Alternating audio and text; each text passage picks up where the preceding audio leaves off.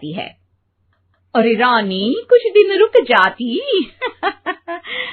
अरे ये तो सिद्धि बिटिया को मैंने ही दिया था, बड़ा ही फबता था उस पर, तुझ पर तो कुछ खास नहीं लग रहा। अब वो ना मेरे सारे कपड़े गीले थे तो सोचा पहन लूं। वैसे भी सिद्धि को कौन सा दिन पुराने आउटडेटेड कपड़ों को पहनना है। वैसे भी ये सूट तो मैंने तभी पहना था, वैसे खास है भी नहीं ये। हाँ ठीक है, लेकिन ना मेरी सिद्धि पर तो जमता था। सारे मेहमान चले जाते हैं और सिद्धि ससुराल से मायके पहली बार आती है। ओह, अपना घर, अपना कमरा, अपनी अलमारी। ये बोलकर जैसे ही सिद्धि अलमारी खोलती है तो सामने उसके कपड़ों की जगह कुछ और ही रखा होता है। माँ, ओ माँ, जरा कमरे में तो आना। सास और रानी वहां पहुंच जाते हैं। रानी ने पहनी होती है सिद्धि की जींस और टी शर्ट। अरे भाभी, ये क्या? ये तो मेरी बड़ी ही महंगी टी शर्ट है, इसे आपने घर में क्यों पहनी है? अरे बहुत मिलती है दीदी ये चौक की मार्केट में, 150 में। ओ भाभी प्लीज, ये एरोपोस्टल है, 2000 की एक टी शर्ट। ओह, 2000 में तो दीदी 4 साड़ी आ जाए। अब क्या बोलूं भाभी, ये मेरी अलमारी में छोटू के कपड़े, तो मेरे कपड़े कहाँ हैं? मेरी अलमारी में? अब दीदी आपको कौन से पुराने कपड़े पहनने थे? माना भाभी, लेकिन मैं जब घर आती तो यही सब पहनती ना। अरे तुम तो बड़ी कंजूस हो दीदी। खैर, वक्त आता है जब सिद्धि ससुराल के लिए रवाना हो रही होती है। अरे रानी, अंदर से सिद्धि का गिफ्ट ले आ, लड़की पहली बार ससुराल से मायके आई है। रानी अंदर जाती है और एक सिंपल सी साड़ी लेकर बाहर आ जाती है। ये लीजिए माँ जी। सास बेटी को गिफ्ट देकर ससुराल भेजती है। अगले दिन रानी एक सुंदर सी साड़ी पहनकर सामने आती है।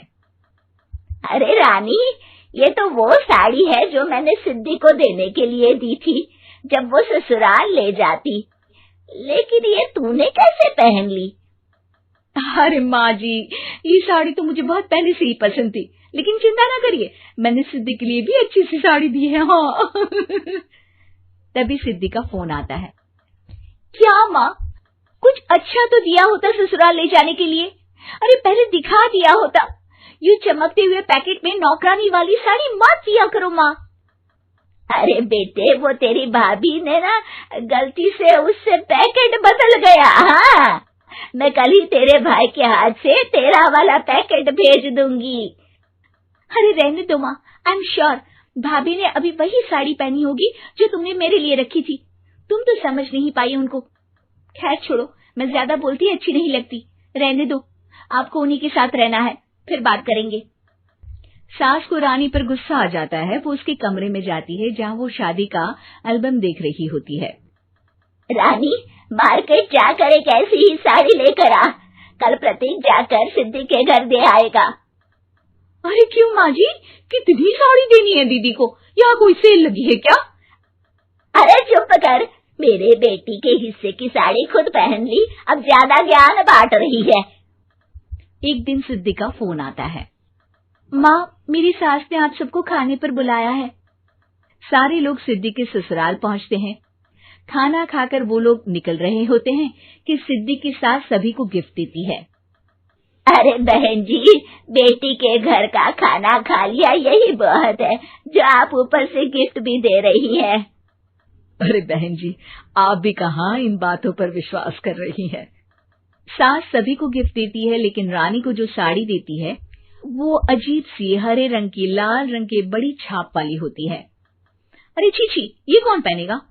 सासू माँ को तो जरी वाली इतनी सुंदर, और मेरे लिए ये नौकरानी वाली।